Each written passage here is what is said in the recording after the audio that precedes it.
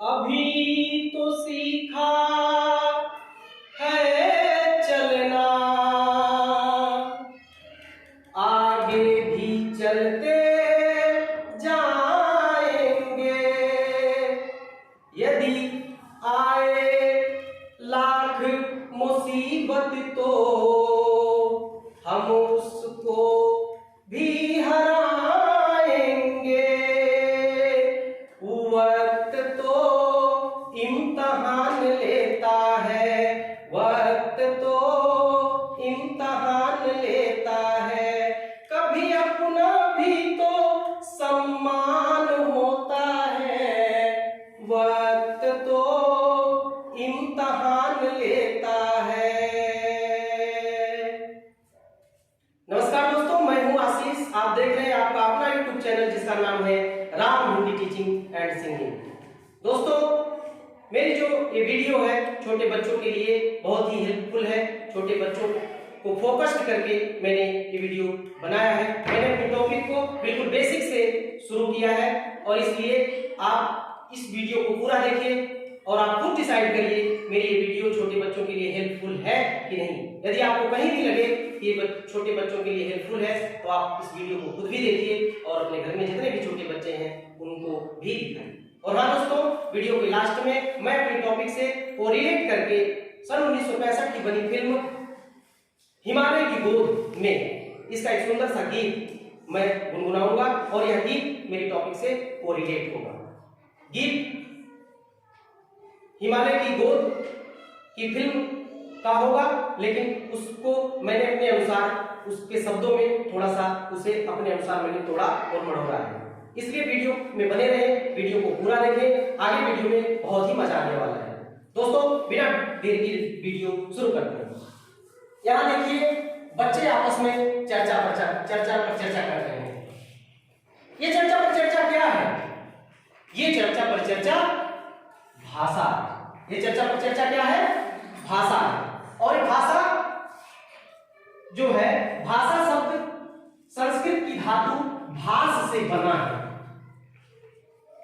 भास का अर्थ है बोलना। अर्थात जो कुछ भी हम बोलते हैं अपने मित्रों के साथ, अपने घर परिवार में, वो क्या है? भाषा ही तो है। भाषा के द्वारा मनुष्य अपने मनोगत भाव विचार एक दूसरे पर प्रकट करता है। यदि हम भाषा की परिभाषा की बात करें,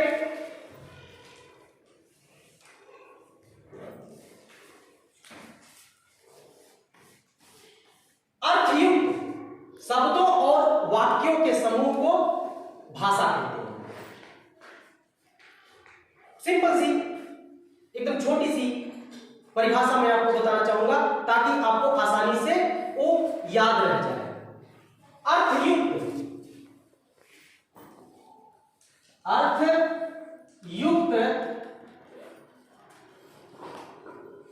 शब्दों और वाक्यों के समूह को भाषा कहते हैं। अर्थात क्या? हम उसे भाषा कह सकते हैं जिसका कोई अर्थ निकले, जिसको हम समझ सके। ऐसा नहीं है कि जो भी कोई भी प्राणी जो भी बोलता है उसे हम भाषा कहेंगे। नहीं, बिल्ली भी बोलती है, ये कोई भाषा है? नहीं। बकरी बोलती है, ये कोई भाषा है? नहीं। इसे हम भाषा नहीं कहेंगे क्योंकि इसका कोई अर्थ नहीं है। भाषा वह होती है जिसका कोई अर्थ निकले, जिसको हम समझ सके और समझ करके उस पर हम अपनी प्रतिक्रिया व्यक्त कर सके, वही भाषा है। अब हम आते हैं भाषा की प्रकृति पर।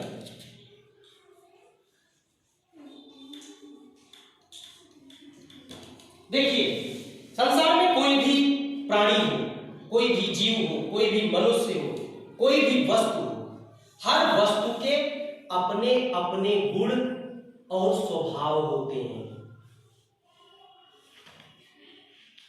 तो संसार में भाषा भी तो एक वस्तु है, तो इसके अपने गुण और स्वभाव नहीं होंगे? बिल्कुल होंगे। तो प्रकृति, भाषा की प्रकृति किसे कहेंगे? भाषा के गुण। यहां देखिए आप, भाषा के गुण व स्वभाव को भाषा की प्रकृति कहते हैं। भाषा की प्रकृति कहते हैं। भाषा ईश्वर द्वारा दिया हुआ मनुष्य के लिए वह तोहफा है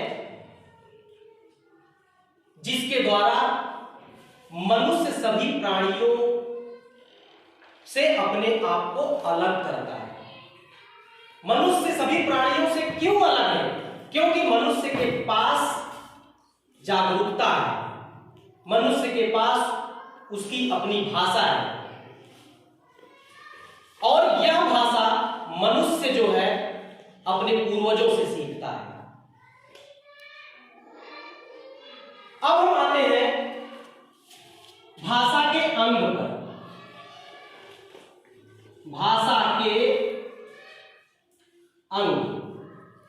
दोस्तों वीडियो थोड़ा लंबी जरूर होगी, लेकिन इसी तरह से वीडियो में आप बने रहें, बहुत ही मजा आने वाला है।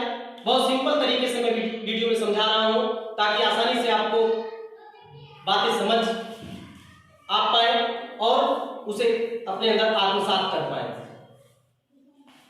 भाषा के अंग देखिए, भाषा सीखने का प्रारंभ हम कक्षा 1 से ही कर देते हैं, बाल वाटिका से ही कर देते हैं। कक्षा 1 की तो बात ही आप छोड़ दीजिए।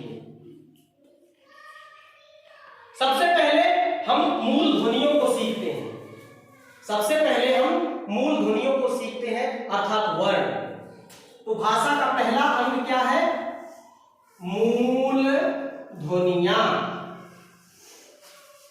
मूल ध्वनियां,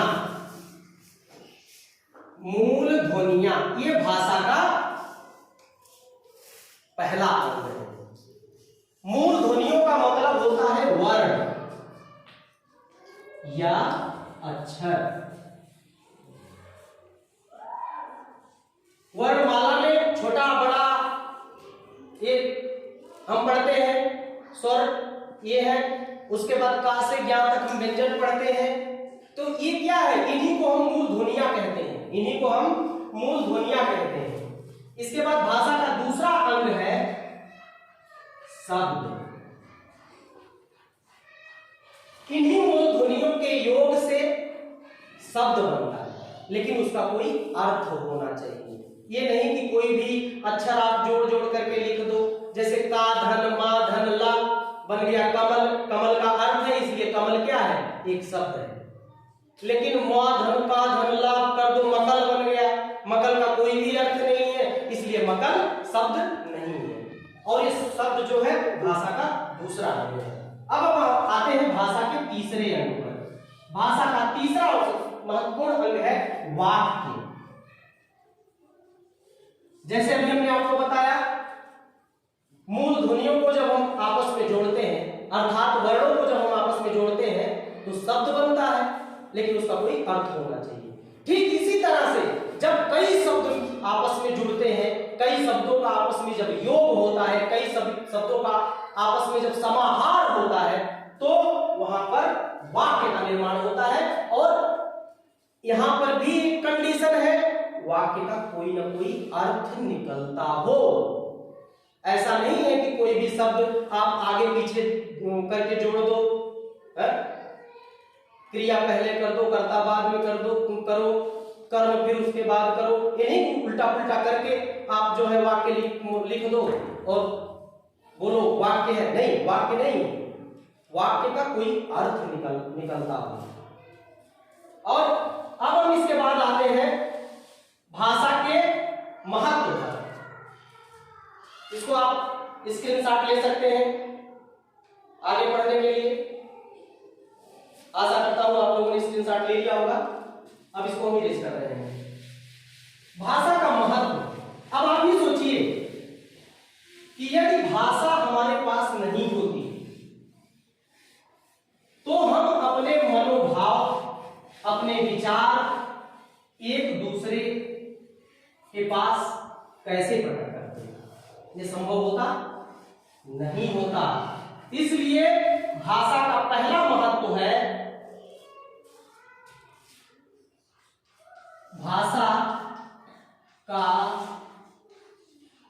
महत्व। भाषा का पहला महत्व है वैचारिक भावों के आदान प्रदान का साधन। वैचारिक भावों पहला महत्व है वैचारिक भावों के आदान प्रदान का साधन।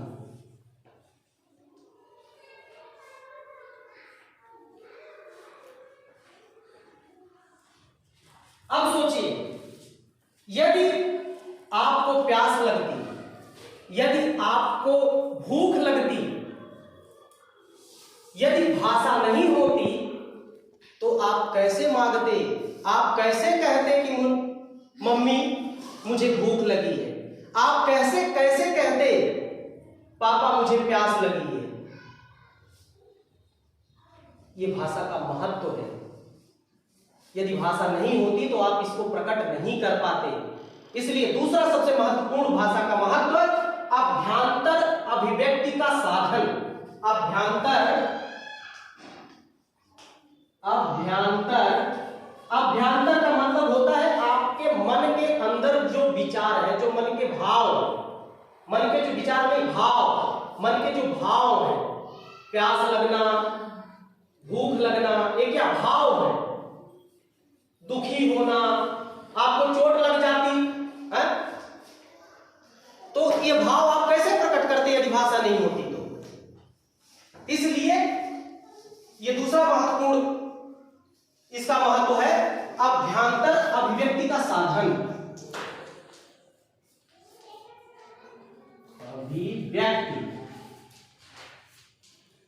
अभिव्यक्ति का साधन।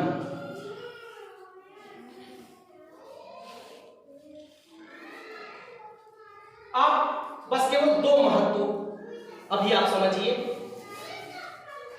क्योंकि वीडियो लंबी हो रही है इसलिए मैं थोड़ा सा शार्ट करना चाहूंगा। अब मैं आ जाता हूं भाषा की विशेषता पर। भाषा की विशेषता। बने रहिए दोस्तों वीडियो में, काफी मजा आने वाला है। अभी तो ये अंग्रेजी है, आगे देखते जाइए होता क्या है। भाषा की विशेषता।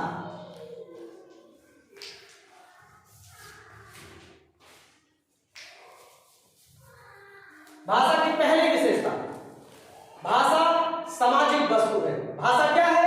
सामाजिक वस्तु। भाषा सामाजिक वस्तु है। दूसरी विशेषता,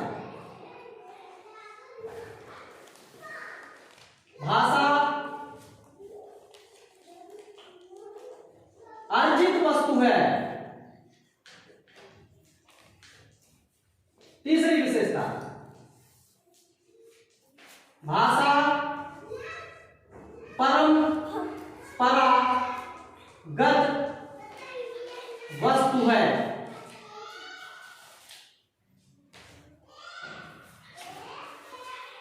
चौथी विशेषता, भाषा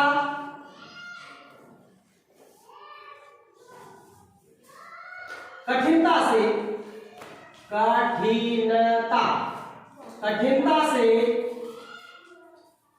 सरलता की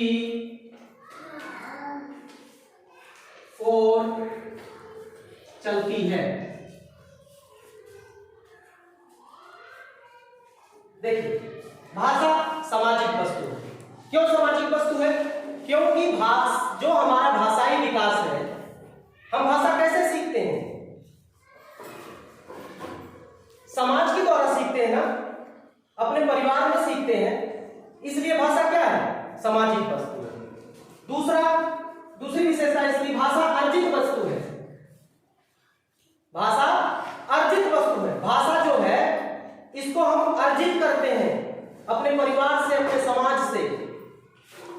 तीसरी विशेषता भाषा परंपरागत वस्तु है। अब आप सोचिए, हमारे दादा आजा परवाजा किस भाषा में बात करते थे? हिंदी में बात करते थे ना। इसलिए हम भी क्या है? हिंदी में बात कर रहे हैं।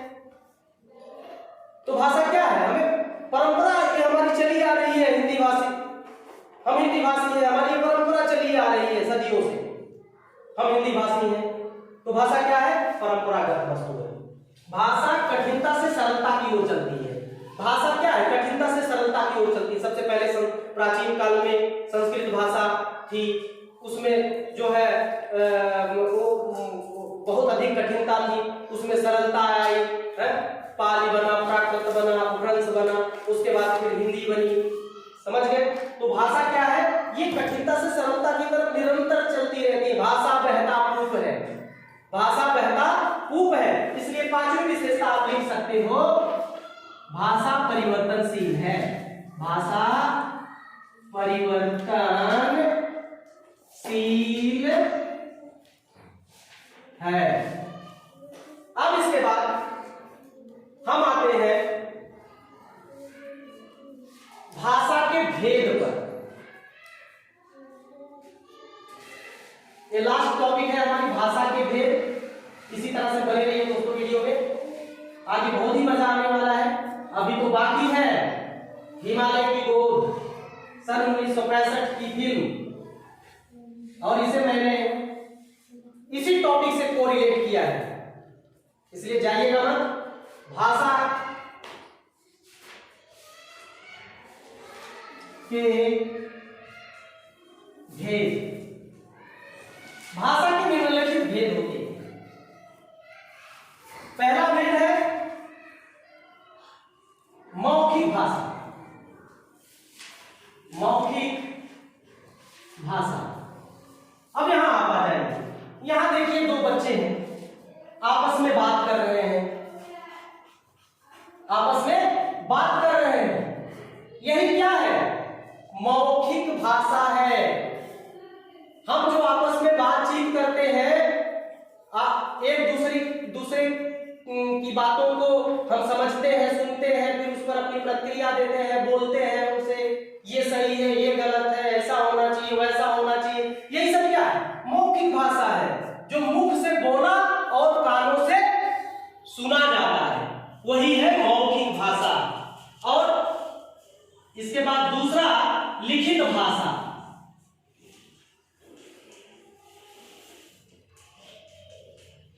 यहां देखो, ये बच्चों यहां पर स्लोगन लिख रहा है। यहां पर क्या कर रहा है? स्लोगन लिख रहा है। स्लोगन में क्या लिख रहा है? जल ही जीवन है। जल ही जीवन है। यहां लिख रहा है जल ही जीवन है। इसलिए जल को अनायास बर्बाद नहीं करना चाहिए। यहां पर एक सीख हमको मिल रही है। और किस रूप में मिल रही है सीख? लिखित रूप में मिल रही है कि जल ही जीवन है। आपकी पुस्तक क्या है? ये लिखित भाषा है। जो मैं आप बोल रहा हूं, आपको समझा रहा हूं, ये क्या है? मौखिक भाषा है। जैसे दोनों बच्चे आपस में बात कर रहे हैं। और तीसरी एक जो है भाषा का तीसरा एक भेद और बताया जाता है, जिस को हम कहते हैं सांकेतिक भाषा। सांकेतिक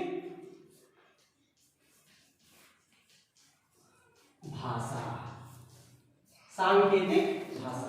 सांकेतिक भाषा क्या है? मान लो कोई बहुत दूर है और आप उसको चिल्ला करके बुला रहे हैं, आवाज नहीं जा रही है, वहां तक वो आपकी तरफ देख रहा है, लेकिन आप जो बोल रहे हैं उसे सुनाई नहीं पड़ रहा है, तो आप यहां पर क्या करेंगे? संकेत का प्रयोग करेंगे। आप ऐसे बुलाएंगे। ये क्या है? सांकेतिक भाषा है। इसका भी अर्थ है, मतलब इधर आओ।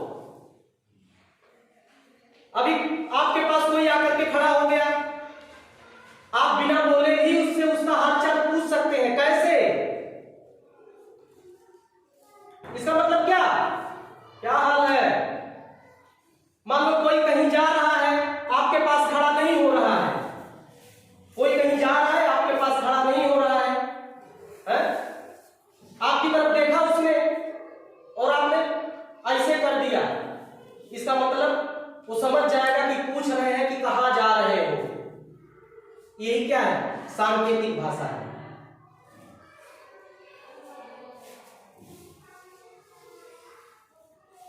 सांकेतिक भाषा यही है।